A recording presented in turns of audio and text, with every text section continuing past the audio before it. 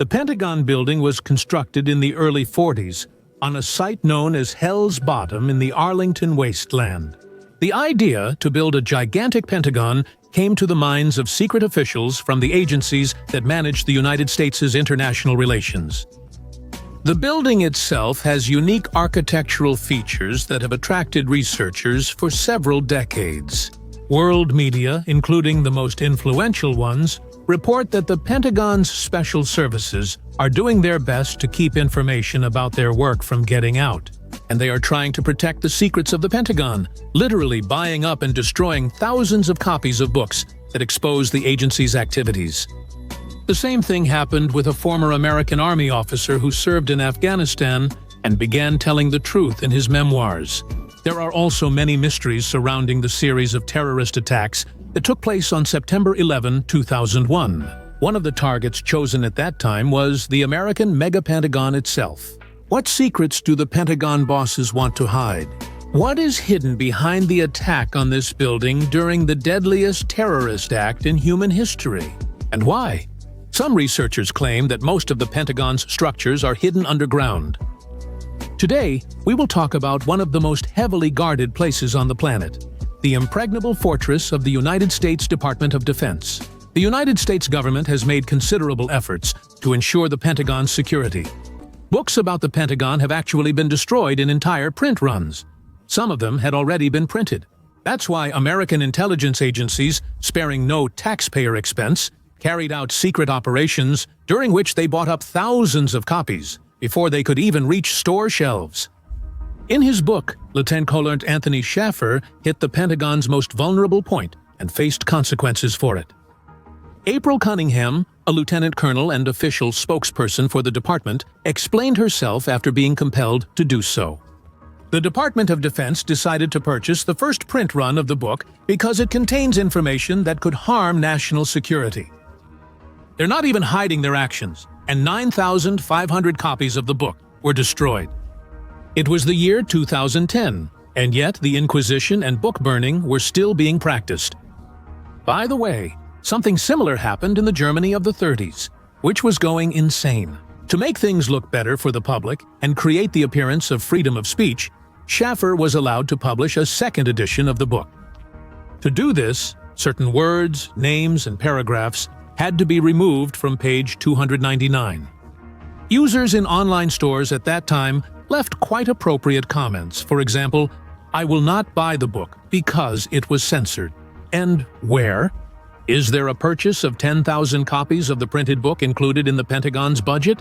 And it all started when the American government decided to place the entire leadership of the United States Department of Defense in one place. At first, the plans seemed too ambitious. The mega-Pentagon was supposed to accommodate 26,000 employees, which is comparable in scale to the population of a small city. And according to classified technical documentation, the facility was actually supposed to hold up to 40,000 people. It was also planned to provide employees with the opportunity to park 10,000 personal and official vehicles in close proximity to the building. Despite the raging World War II in Europe and superpowers conserving resources, the Americans remained persistent in their intentions, sparing no expense. The very idea of keeping all the military leadership of the country under one roof seems unreasonable. Experts studying this issue claim that during the Cold War, the Pentagon even earned the nickname epicenter. It was assumed that if a nuclear war with the Soviet Union did break out, the first missiles would strike the Pentagon. And considering that the facility was built during a world war, the logic of the American generals seems even more questionable. Of course, having secret bunkers provides an opportunity to take shelter from bombings, but what about the physical capture of the building? Why would they need to risk the lives of the entire high-ranking officer corps at the same time? There is no clear answer to this question, but most likely, the United States leadership has some information that led them to make this particular decision. You definitely can't call them fools. As soon as the President of the United States gave the go-ahead, the best architects began searching for the optimal location. The locals say it's in a place called Arlington. What the bosses of the American military department liked most was that the plot of land was outlined by 5 roads, some of which intersected at an angle of 108 degrees. For some reason, the masters of geometry were eager to build a perfect pentagon, which the ancient Greeks called the Pentagon. The area itself was swampy, and in addition, the Arlington Cemetery was located nearby. However, this was not a reason to move the construction elsewhere. The decision had been approved at the highest level. Judging by the original design, the building fit perfectly into the transportation infrastructure. But soon, the government decided that if the Pentagon was built in that location, it would block the view of Washington. Therefore, right before the start of construction, the building was relocated, but the unique design was left unchanged. They say that Roosevelt himself, at his wife's request, ordered the Pentagon to be moved half a mile for aesthetic reasons. We can only guess the real reason behind this decision. The construction of the facility was completed in record time. 2 years later, the largest office building in the world owned by a single owner was completed. That owner was, and still is, the United States Department of Defense. The building's 5 facades face shopping rows, a river, its own subway station, a parking lot, and a special helipad. According to official data, the headquarters building of the United States Department of Defense has 5 above-ground floors, and 2 more are hidden underground. But researchers have many questions about the underground part of the building, which we'll come back to later. The extensive network of tunnels and corridors is astonishing. Each floor consists of 5 pentagon-shaped rings and 11 interconnected corridors. Thanks to the unique layout, you can get from any point in the building to any other in just 7 minutes. This kind of ergonomics is related to the properties of the geometric shape itself. The total length of the corridors exceeds 28 kilometers, and the area of just the top 5 floors is more than 600,000 square meters. It is incredibly huge. The total office space of the Pentagon is almost twice as large as that of. Interestingly, in the early 40s, when the building was constructed, the architects built twice as many restrooms as were needed, separate ones for whites and separate ones for blacks. Of course, this wasn't done to increase comfort, but for other, less noble reasons. However, the appropriate signs were never put up on the doors. They say that Franklin Roosevelt himself intervened. Researchers wonder why it was necessary to give the building this particular shape. The diagonals of the Pentagon form a pentagram, and the intersection points of the diagonals in a regular pentagon are the golden ratio points. The Pentagon seems to consist of an infinite number of smaller pentagons, which are formed by the intersection points of the diagonals. By the way, a regular pentagon with a pentagram inscribed in it is a symbol of the sacred union of Pythagoras. Some researchers suggest that the Pentagon is only the visible part of a dodecahedron hidden beneath the Earth. However, implementing such a project would likely be technically impossible. By the way, Platon considered this geometric shape to be perfect. The great philosopher claimed that it was the one God used as a model to create the universe. Some Americans are dissatisfied with the Pentagon's policy. In October 1967, citizens of the United States held a large-scale protest against the Vietnam War called the March on the Pentagon. The number of participants exceeded 100,000 people. First, the demonstrators held a rally at the Lincoln Memorial and then moved toward the headquarters of the United States Department of Defense. The hordes of people, who were not in the best of spirits, terrified the staff generals, and the protesters were met by police and National Guard troops. September 11, 2001, is inextricably linked to the history of the Pentagon. According to official reports, at 9:37 on that day, a passenger Boeing crashed into the wing of the building where the Navy command was located. Part of the structure collapsed. The terrorist attack claimed the lives of 125 Pentagon employees and 64 passengers of the airliner. President George Bush gave a speech after these events, in which he said that the wounds of this building would not be forgotten. What exactly he meant, revenge on the terrorists or something else, remains a mystery. There is a theory that the events of September 11 were an operation by intelligence agencies aimed at strengthening the powers of the state's security forces. The fight against terrorism was just a pretext.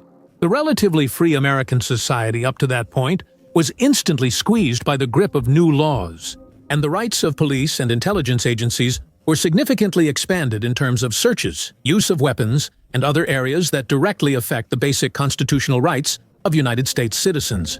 Researchers who hold this point of view argue that the damage to the building was too small. considering that it was rammed by a 100-ton aircraft moving at 300 kilometers per hour. It's also suspicious that at the moment of impact, this particular wing of the Pentagon was undergoing renovations, and most of the staff had been moved to other offices. Such theories are popular among millions of residents of the United States as well, and the White House still hasn't been able to convince them otherwise. 20 years after the tragedy, more than 50% of Americans still believe that the government hasn't revealed the whole truth about the terrorist attacks. According to official information, all the wreckage of the Boeing that crashed into the Pentagon, except for the black box, burned up in the fire. Theoretically, this could be true. The black box recordings proved that the plane was hijacked by terrorists. However, many serious researchers claim that it was not a plane that hit the building, but a missile from the United States Armed Forces. By the way, which version of the events of September 11 do you believe? Write in the comments. One of the main improvements to the Pentagon after the disaster was the complete replacement of the building's windows with armored ones. They say that the outer walls were reinforced and made blast-resistant. The metro elevators leading to the stations were also closed. Overall security measures were also significantly increased. Classified Pentagon data periodically leaks online, and sometimes you don't even need Russian hackers for that. They have nothing to do with it.